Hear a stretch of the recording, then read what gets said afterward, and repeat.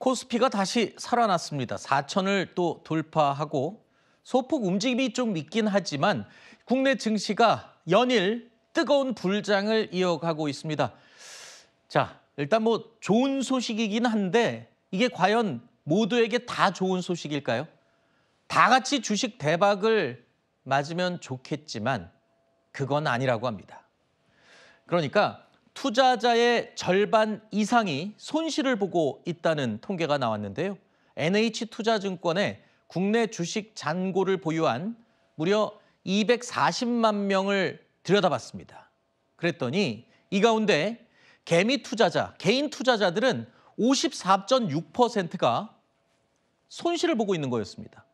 손실 금액만 따지면 총 12조 2,154억 원입니다. 이거를 사람 수로 나눠보니까 이번 불장에서요. 개인 투자자 한 명당 평균 931만 원의 손실을 보고 있다는 사실이 확인됐습니다.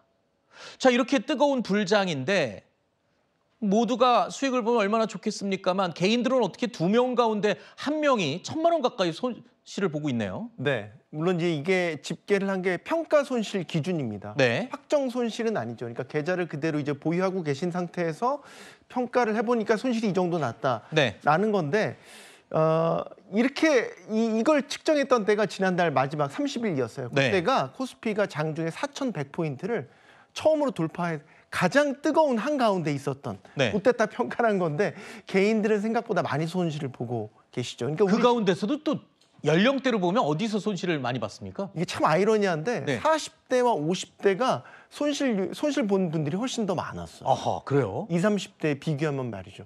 이게 이제 시사하는 바가 여러 가지가 있다고 보는데 일단 우리 시장 측면에서 보면 시장이 확실히 쏠려 있다. 그러니까 모두가 다 온기가 도는 시장이 아니라 반도체라든지 아니면 뭐 금융 지주 같은 특정 업종, 특정 섹터가 시장 전체를 이끌고 있는 이런 시장이다. 그러니까 시장 쏠림이 심하다 보니까 이 쏠려 있는 종목을 담은 분들은 행복할지 모르겠지만 그렇지 못한 분들은 지금 화면에 보시는 것처럼 의외로 손실폭이 많이 컸다. 이 그러면 지금 40대, 50대가 주로 손실을 많이 봤어요. 거의 60%는 10명 중 6명은 40대, 50대는 다 손실을 본 건데 상대적으로 지금 저기 나와 있지 않은 그러면 20, 30대 젊은 층들은 상대적으로 적어요. 그러면 주식 잘한다는 소리네요. 네, 뭐 결과적으로 보면 그렇네요. 보통 우리가 40대를 부록이라고 해서 유혹에 넘어가지 않는 나이대라고 그러는데 주식 투자자에 있어서는 좀 다른 것 같아요.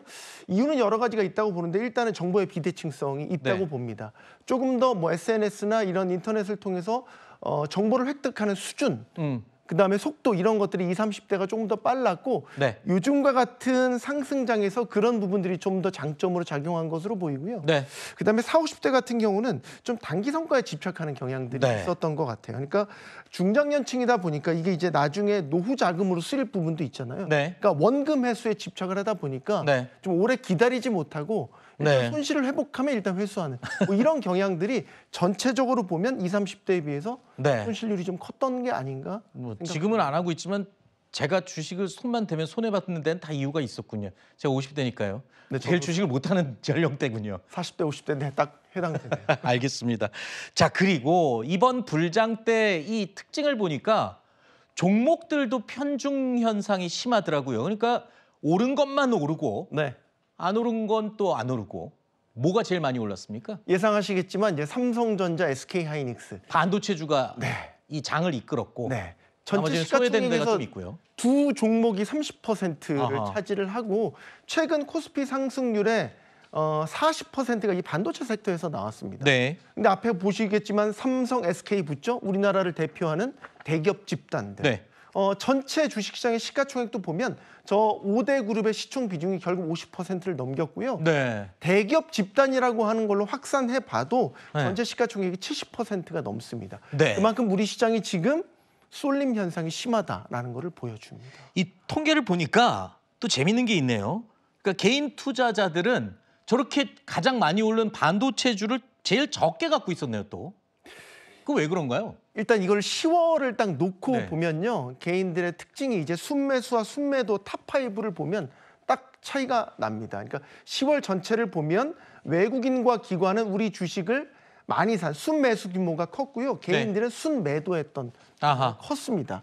자, 이런 가운데 많이 산 주식들을 보면 뭐 물론 1위는 SK하이닉스지만 SK하이닉스를 제외하고 나머지 종목들을 보면 변동성을 노린 종목들이 상당히 많이 있어요. 그렇군요. 예를 들면 2배 인버스 ETF라든지 혹은 미국 S&P 500을 추종하는 ETF 상품 이런 것들을 담았거든요. 네. 결과적으로 보면 전략 실패였다고 봐야겠죠. 알겠습니다. 자, 오늘도 뭐 증시가 나쁘진 않습니다. 한번 잘 돌아보시기 바랍니다. 내가 만약에 그 2명 가운데 손실 본 한 사람이라면 조금 더 면밀히 검토를 해보고 투자에 유의하시기 바랍니다.